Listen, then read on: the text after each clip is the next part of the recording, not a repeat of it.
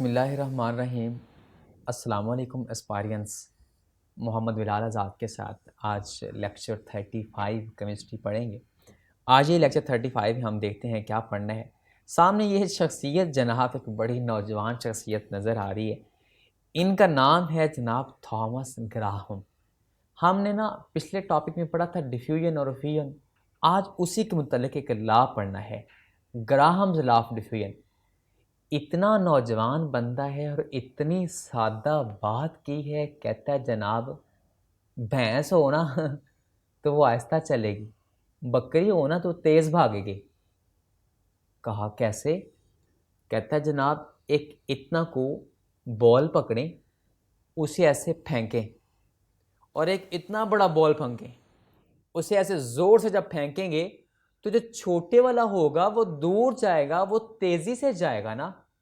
जितना मैस कम होता है उसे ऐसे फेंकें, वो उतना ज़्यादा स्पीड से जाएगा, और जितना मैस ज़्यादा होता है उसकी स्पीड थोड़ी होगी।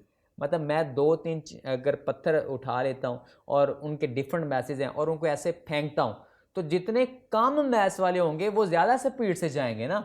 लिहाजा इसे बोलते हैं ग्राहम्स लॉ ऑफ डिफ्यूजन। ये थॉमस ग्राहम ने पेश किया। और ये जनाब क्या कहते हैं, मुझे ये तस्वीर उसकी बड़ी प्यारी लगी थी, मैंने जानबूझ के 2 तस्वीरें लगाई हैं इसकी।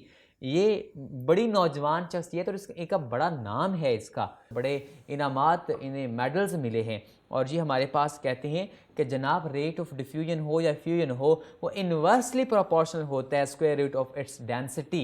मतलब अगर डेंसिटी ज़्यादा है तो स्पीड कम होगी, और अगर डेंसिटी कम है तो फिर स्पीड ज़्यादा होगी। मतलब जिस चीज़ की डेंसिटी क्या होती है? मैस पर यूनिट वॉल्यूम ना।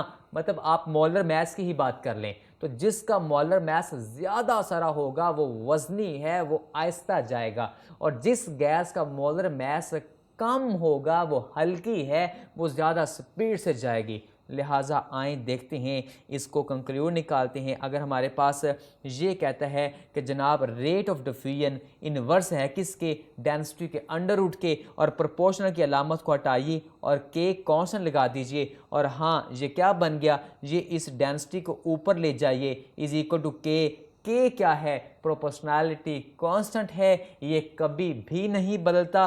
क्या मतलब कि कभी नहीं बदलता? इसका मतलब ये है कि अगर मेरे पास फ़र्ज़ कीजिए 2 गैसेस हैं, गैस 1 गैस 2, और एक की डेंसिटी D1 और डेंसिटी D2, और उसका रेट R1 और दूसरे का R2, तो हमें पता होना चाहिए कि R1 रेट होगा जब डेंसिटी D1 है, लेकिन K हमेशा क्या रहेगा?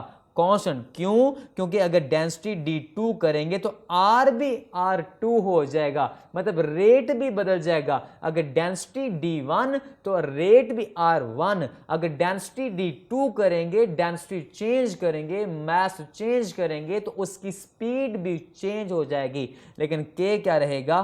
कांस्टेंट रहेगा।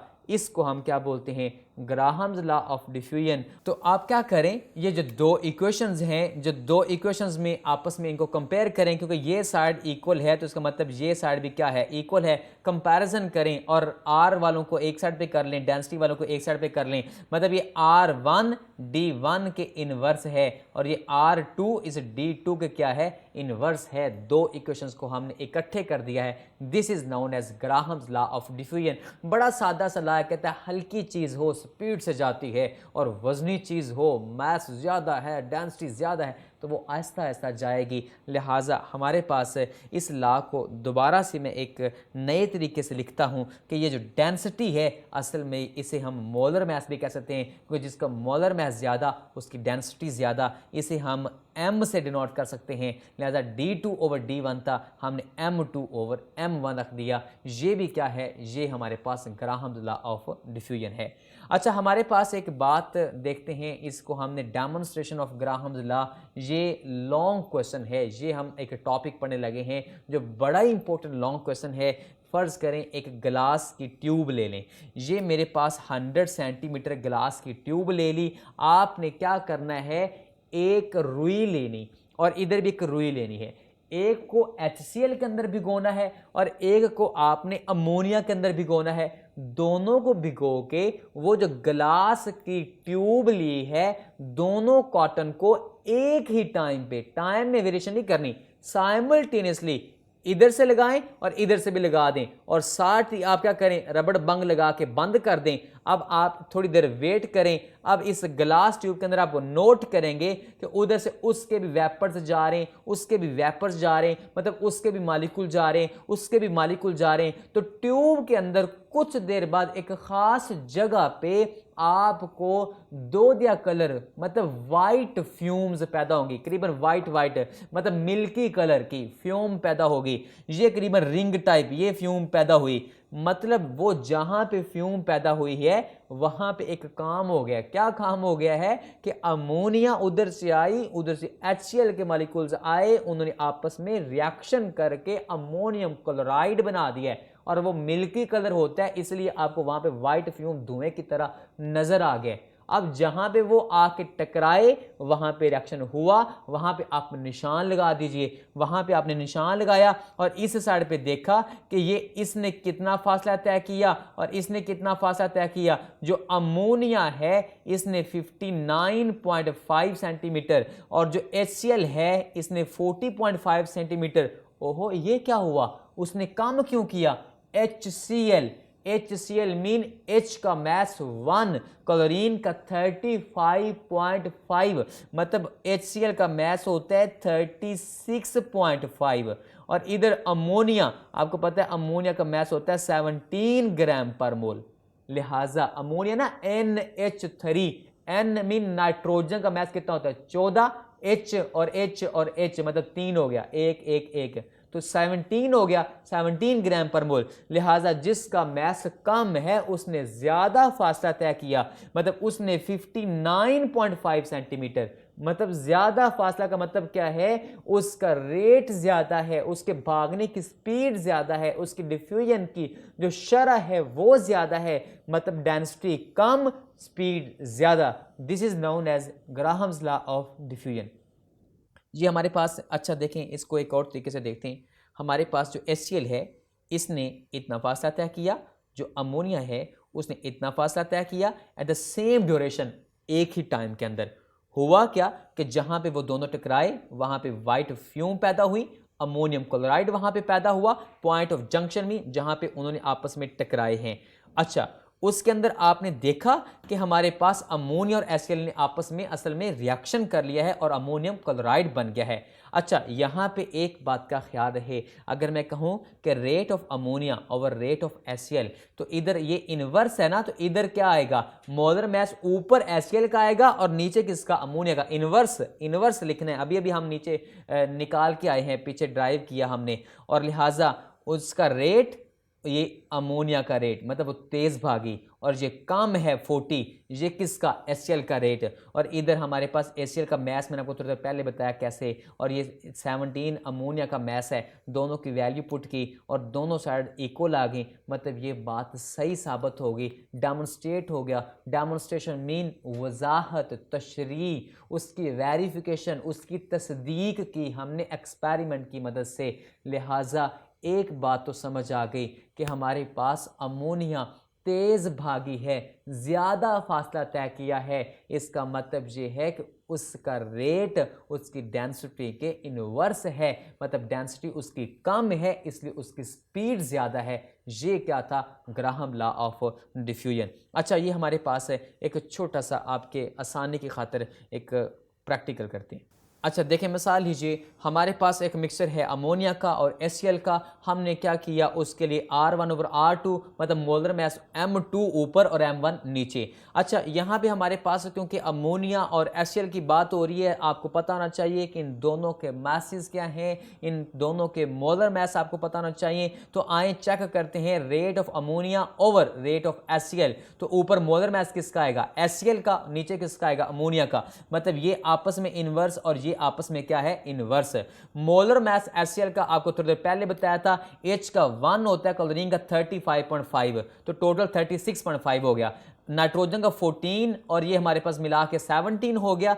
अगर हमारे पास दोनों की वैल्यू पुट कर दी, वो डायरेक्ट मैंने यहाँ पे ले गया और जब दोनों की वैल्यू पुट की तो आंसर देखें क्या आया। ये आंसर आया 1.4। 1.4 का मतलब क्या है भला? 1.4 का मतलब ये है इतने गुना अमोनिया ऊपर रखा है ना, इतने गुना अमोनिया उससे इतने टाइम्स फास्टर भागी है, ज्यादा तेज भागी है। इसका मतलब ये है कि अमोनिया की डेंसिटी कम, कितनी कम भला? उसका मैथ 36.5, उसका 17। तो आए इसको प्रैक्टिकल करते हैं कि कैसे। मिसाल लें, ये मैंने क्या किया, 2 बॉटल्स ले ली। ये कौन है? ये अमोनिया पड़ी हुई है। ये कौन पड़ा हुआ है? ये एसीएल पड़ा हुआ है। इसके अंदर अमोनिया और इसके अंदर एसीएल। आप एक क्या करें, कॉटन ले लें, कॉटन बॉल लेके इन दोनों के अंदर भिगो लें और एक ट्यूब ले लें। ये ट्यूब मैंने 50 सेंटीमीटर ले ली ताकि वो मतलब छोटी ट्यूब आपको सामने आसानी से नज़र आती रहे। ये ले, हमने क्या किया, कॉटन को अंदर से भिगो लिया और इधर से भी हमने क्या किया, भिगो लिया और दोनों को एक ही टाइम पे बाहर निकाला। ठीक एक ही टाइम पे हमने क्या किया, ट्यूब के अंदर लगा दिया। अच्छा ज़रा देखें, बाहर से आप इसे बंद कर दें और इधर से क्या हुआ, जैसे आप बंद करेंगे और इसके भी यहाँ पे वेपर्स आ रहे हैं और इसके भी यहाँ से वेपर्स आ रहे हैं। ये देखना निकलते, ये देखें आ रहे। उधर से ये देखें ये एसीएल आ रहा, ये हमारे पास ये देखिए अमोनिया आ रहा। ये दोनों तरफ से आ रहे हैं और एक खास डिस्टेंस पे आके वाइट फ्यूम, एक रिंग पैदा हुई। हमें पता लग गया कि यहाँ पे रिएक्शन हुआ है, अमोनियम क्लोराइड बना है। इसका मतलब ये हुआ, जरा देखें, अमोनिया ने ज़्यादा फासला तय किया है। अमोनिया ने ज़्यादा फासला तय किया है। इसका मतलब क्या हुआ कि हमारे पास अमोनिया की डेंसिटी कम है, इसलिए उसने ज़्यादा फासला तय किया है। ये हमारे पास क्या थी, demonstration of the Graham law. और आज जो आपने पढ़ा है, ये आपने एक्सरसाइज का क्वेश्चन नंबर 10 का पार्ट डी भी पढ़ा और इसके अंदर आपने state and explain the Graham's law of diffusion, ये भी आपने पढ़ा। ये दोनों ही बड़े इंपॉर्टेंट क्वेश्चंस हैं, दोनों ही लॉन्ग क्वेश्चंस हैं। इन्हें अच्छे तरीके से आपने याद रखना है। हालात बहुत दिगरगू हैं, आपको पता है कि आपने घर पे रहना है, लेकिन याद रहे कि आपको पता नहीं कि कब कॉलेजेस ओपन होंगे, लेकिन इन सारी चीज़ों के बावजूद अपने वक्त की आप भी कदर करें। मतलब आपको सबसे ज़रूरी एक काम मैं आज बताता चलूँ, ये नहीं है कि आपने लेक्चर ऑनलाइन सुना और उसके बाद बस आपने क्या किया, बस आपने किताबें बंद कर दी, सब कुछ बंद कर दिया। नहीं, आप एक टेक्स्ट बुक लीजिए, आप अपने पास रखा करें और जो बातें मैं लिख के लाता हूँ ना, ये जो स्लाइड्स के अंदर जो आप नज़र आ रही होती, ये कोशिश करता हूँ ज़्यादातर मवाद as it is text book की तरह होता है। लिहाजा हमेशा लेक्चर सुनते वक्त टेक्स्ट बुक को पास रखा करें और दूसरा रजिस्टर या कॉपी कोई भी। मतलब आपने लेक्चर नोट करना है, इसके नोट्स बनाने हैं।